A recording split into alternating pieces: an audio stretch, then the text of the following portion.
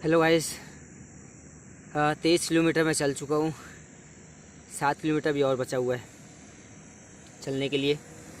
4:30 बज चुके हैं। 1.5 घंटे में शायद कवर कर जाऊँगा मैं, और आज का दिन पूरा होने वाला है। आप सब ये वीडियो एक बार शेयर करिएगा प्लीज़, क्योंकि इसमें मैं छोटी सी रिक्वेस्ट है जो सभी से करना चाहता हूँ और बताना चाहता हूँ कि आप सब अपने लाइफ में एक बार ना, कहीं से भी आप मुझे देख रहे हैं, वो किसी भी स्टेट से हो सकता है, किसी भी सिटी से हो सकता है, या हो सकता है किसी फैमिली से हो, मेरे जानने वाले हो, मेरे दोस्त हो, मेरे भाई हो, कोई भी हो, आप सब प्लीज़ छोटी चीज़ को सुनना एक बार।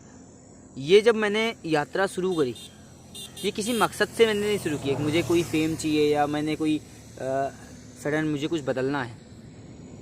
बस ये ऐसा था कि अंदर से एक अच्छी सी पॉजिटिव वाइब्स आ रही थी कि कुछ अपने लिए नहीं, कुछ समाज के लिए करना है। आप देखेंगे अभी मैं पूरा ट्रैवल करके आ रहा हूँ। अगर आपको 5 मिनट ज़िंदा रहना है तो आपको सबसे पहले किस चीज़ की ज़रूरत पड़ेगी? सबसे पहले शायद एक फ्रेश एयर की। अगर 5 मिनट अगर आपके पास एक फ्रेश एयर नहीं है, और शायद कोरोना के टाइम हम इसी चीज़ से मरे हैं कि हमारे पास में ऑक्सीजन लेवल कम था हमारा। तो अगर आपको सबसे पहले लाइफ में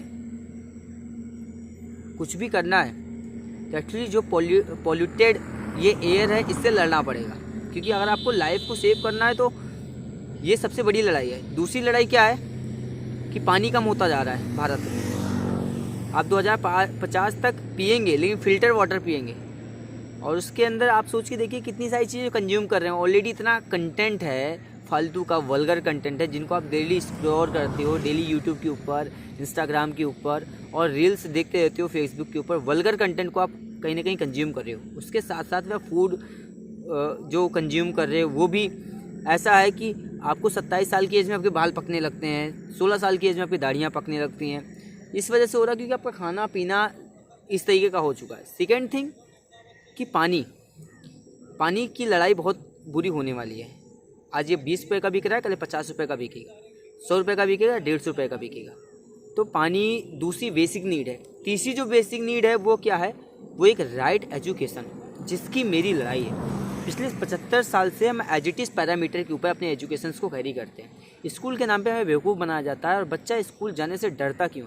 कभी इसके बारे में किसी ने नहीं सोचा। बच्चा जो है स्कूल जाने के बारे में इसलिए डरता है क्योंकि उसको होमवर्क के नाम पे केवल डांट, मारपीट और मार्क्स के नाम पे उसके ऊपर एक प्रेशर जनरेट किया जाता है। जबकि साइंटिफिकली प्रूव्ड हुआ है, जो भी बच्चा मास्क के पीछे भागा है उसमें से 95% लोग फेलियर को देखें, और 5% बच्चे ऐसे हैं जिन्होंने अपना सेल्फ आइडेंटिफाई किया। इसके चलते हुए अपना सेल्फ आइडेंटिफाई किया, और सेल्फ आइडेंटिफाई करने के बाद उसके पीछे लगने लगे, मेहनत करने लगे, और उसको सीख कर उन्होंने ज़िंदगी में कुछ बड़ा बनाया। तो दूसरी जो मेरी लड़ाई है, तीसरी जो सबसे बड़ी लड़ाई है, वो है कि भारत के एजुकेशन सिस्टम को रिफॉर्म किया जाए। ना कि सिर्फ और सिर्फ एजुकेशन दिया जाए, एटलीस्ट उनको एक स्किल के साथ में एजुकेशन प्रोवाइड करवाई जाए, जो बहुत ज़्यादा ज़रूरत है। और जो चौथी चीज़ है वो है कि समाज में आज भी यूथ को भिखमंगा बनाया जाता है। सिर्फ उनके पढ़ने का एक ही मकसद है, और वो है कि एंड ऑफ द डे उनको नौकरी करनी है। क्यों हम क्रिएशन की तरफ नहीं जाते? क्यों हम इंफ्रा डेवलप की तरफ नहीं जाते? टेक्नोलॉजी इतनी ज़्यादा आ चुकी है, उसके बावजूद भी हम सिर्फ और सिर्फ नौकरी मांगने के लिए पढ़ाई करते हैं। 70% जो हमारा क्राउड है वो रूरल एरियाज़ के अंदर बिलोंग करता है, और 70% जो हमारा क्राउड है भारत का, अगर वो गाँव में बिलोंग करता है तो गाँव का एजुकेशन सिस्टम क्या है? इस पर सोचने वाली बात है। मैं चाहता हूँ आप सब एटलीस्ट एक बार जो है साथ में आइए, वॉइस ऑफ यूथ बनिए, क्योंकि मैं अकेले नहीं लड़ सकता इस लड़ाई को। लड़ूंगा मुझमें जब तक हिम्मत है, जब तक सांसें हैं, लेकिन अगर कुछ चेंज करना है तो मिलके करना पड़ेगा।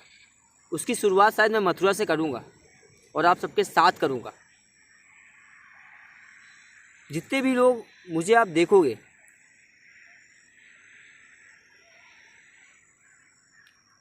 आओ इस लड़ाई में साथ में लड़ते हैं। क्योंकि जब आज़ादी का 100वां साल आप मना रहे होगे ना, तो उस टाइम कास्टिज्म की बात नहीं कर रहे होंगे हम। उस टाइम हम इक्वालिटी की बात कर रहे होंगे। एटलीस्ट साल 2047 में आप कास्टिज्म की पॉलिटिक्स नहीं कर रहे होंगे, आप इक्वालिटी की पॉलिटिक्स कर रहे होंगे। आप कास्टिज्म के ऊपर एजुकेशन को नहीं सर्व कर रहे होंगे, आप इक्वालिटी के लेवल के एजुकेशन को सर्व करते हैं। हिंदू, मुस्लिम, सिख, ईसाई कोई भी होगा, अगर क्लास में उसको ABCD पढ़ाया जाता तो ABCD ही पढ़ेगा वो, न कि किसी और लैंग्वेज में पढ़ेगा। तो इक्वालिटी ऑफ एजुकेशन होना चाहिए। मेरी जो कुछ नीड है, कुछ नई डिमांड्स हैं, उसमें आप सब आइए साथ में मिलकर लड़ाई लड़ते हैं। और आज मैं अपना सफ़र पूरा करने वाला हूँ। आप सब अपना प्यार और सपोर्ट ऐसे बनाए रखिए। Thank you so much. ऐसी बहुत सारी दिल में बातें हैं जो आएंगी, मैं आपसे बात करता रहूँगा पूरे सफ़र में। धन्यवाद।